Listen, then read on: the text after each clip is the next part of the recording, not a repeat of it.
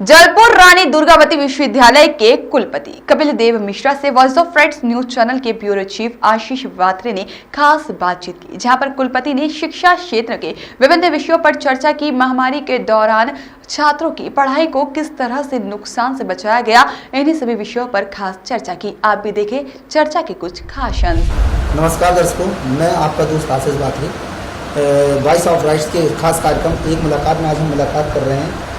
15 अगस्त भी आने वाला है। रानी दुर्गावती विश्वविद्यालय के कुलपति कपिल देव मिश्र जी से आइए जानते हैं उनसे उनके विचार। बहुत बहुत स्वागत है मिश्र जी आपका वॉइस ऑफ राइट्स चैनल में। धन्यवाद आशीष जी। रानी दुर्गावती विश्वविद्यालय के द्वारा इस समय प्रवेश प्रक्रिया प्रारंभ कर दी गई है।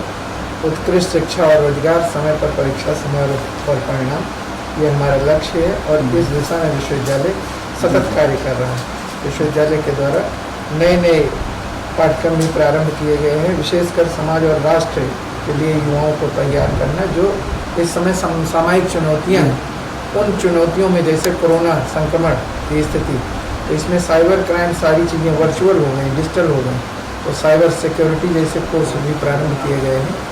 और आर्ट्स के, सामाजिक विज्ञान के, प्रबंधन के, स्किल डेवलपमेंट और वोकेशनल से जुड़े हुए नए नए पाठ्यक्रमों का प्रयोग नवाचारों के माध्यम से विश्वविद्यालय कर रहा है। विश्वविद्यालय के द्वारा आज़ादी के अमृत महोत्सव का आयोजन 12 मार्च दांडी मार्च के नाम से जो प्रसिद्ध है, तभी से प्रारंभ किया गया और सतत इस पर कार्य हमारे विश्वविद्यालय के द्वारा और महाविद्यालय के द्वारा सतत किया जा रहा है।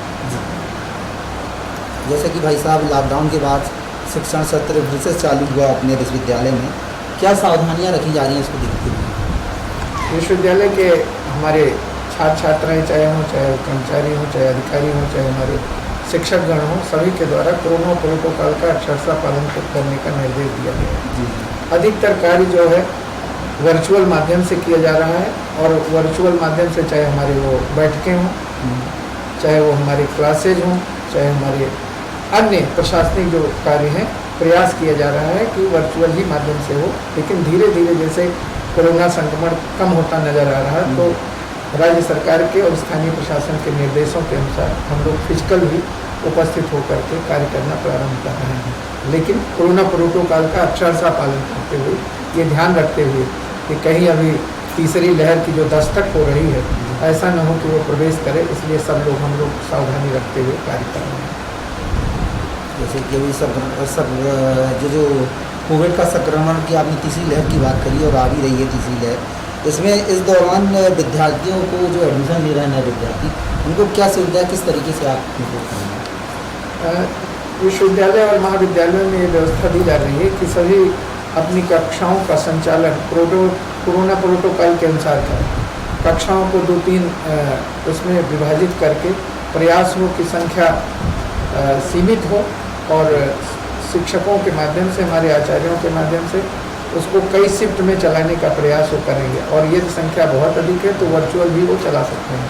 डिजिटल इंडिया के माध्यम जो भारत सरकार के चिंतन के द्वारा दी गई है, उसको विश्वविद्यालय साकार करते हुए कोरोना प्रोटोकॉल का अक्षरशः पालन करते हुए दोनों माध्यमों से हम अध्ययन अध्यापन का कार्य करेंगे। उसी दिशा में विश्वविद्यालय आगे बढ़ रहा है। जैसे कि कोविड-19 अभी चल रहा है, तीसरी लहर की बात आ रही है वैसे, और इसमें कई ऐसे अपने छात्र होंगे आपके यहाँ पे जो आर्थिक तंगी से जूझ रहे हैं, उनके पास पैसे नहीं हैं, ऐसे विद्यार्थियों के लिए किस प्रकार की छूट दी जा रही है विश्वविद्यालय?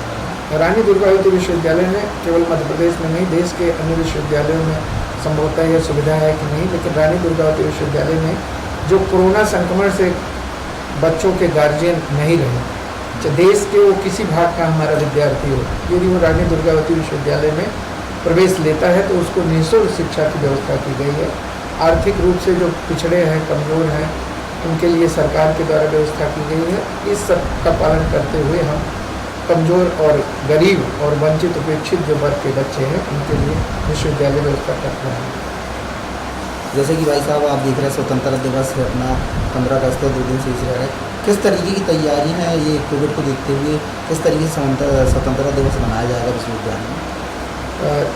पूर्व में विश्वविद्यालय में जब स्वतंत्रता दिवस मनाया जाता था पूरे देश में, तो सब लोग संख्या की कोई बात नहीं रहती थी, लेकिन कोरोना संक्रमण में सीमित संख्या में बुलाया जा रहा है और सब लोग, ज़्यादातर लोग वर्चुअल माध्यमों से अपने घर पर अटेंड करेंगे और प्रातः 8 बजे ध्वजारोहण होगा। ध्वजारोहण के बाद सभी लोग अपने घरों में आज़ादी के जो 75 वर्ष हैं अमृत महोत्सव जी उसका आयोजन करें और सब लोग, विशेषकर हमारे विश्वविद्यालय के कुछ युवाओं के द्वारा बड़े ही वंदनीय और अभिनंदनीय कार्य किए गए हैं। ऐसे विद्यार्थियों को विश्वविद्यालय के द्वारा 17 अगस्त को मंगलवार को उनको सम्मानित और पुरस्कृत करने की भी योजना है, ऐसी तैयारी की जा रही है। जैसे कि अभी हम बात कर रहे थे कुलपति जी से। अच्छा कुलपति जी, वैसे कि आप बताएंगे कि आपका ये दूसरा कार्यकाल है, 5 वर्ष का कार्यकाल आपने पूरा करा, बहुत सराहनीय कार्यकाल रहा आपका।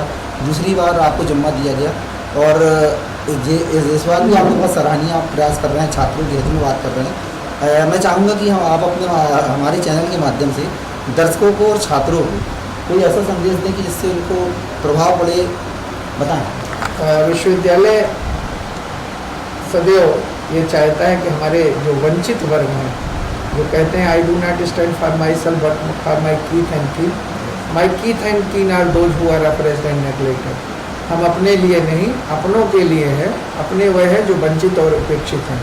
ऐसे विद्यार्थी, ऐसे युवा राष्ट्र के लिए सम्यक रूप से शरीर, मन, बुद्धि, आत्मा चारों से वो पूर्ण स्वस्थ हों, ऐसे ही विश्वविद्यालय व्यवस्था कर रहा है, चाहे वो मेडिकल के क्षेत्र में हो, चाहे इंजीनियरिंग के क्षेत्र में हो, चाहे वो फाइन आर्ट्स का और अन्य जो कृषि की बात होती है, एग्रीकल्चर, ऐसे नए विषयों को, नए पाठ्यक्रमों को विश्वविद्यालय प्रारंभ करने जा रहा है।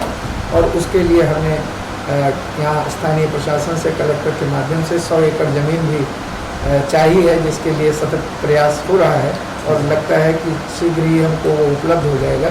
तो विश्वविद्यालय में नए पाठ्यक्रम, नए नवाचार आगे बढ़ रहे हैं और जो हमारे स्थानीय बालक बालिकाएं हैं उनको हमारा ये लक्ष्य है कि stay in India, study in India.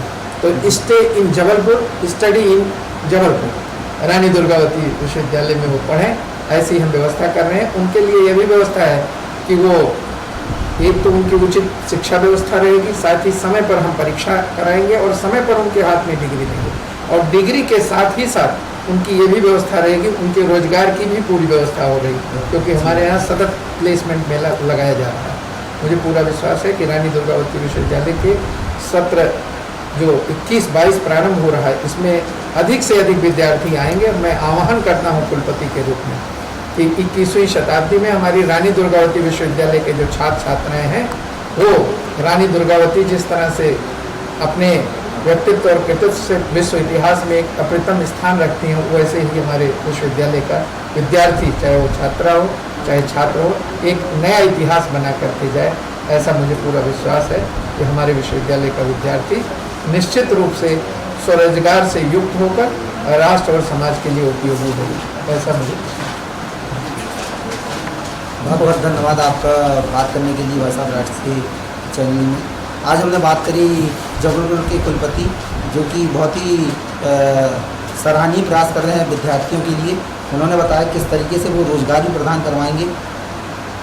अगले कार्यक्रम एक मुलाकात में नए मेहमान से मुलाकात करेंगे आशीष बात्रे के साथ। Ritesh Gupta, Jabalpur. Voice of rights के लिए जबलपुर से आशीष बात्रे की रिपोर्ट।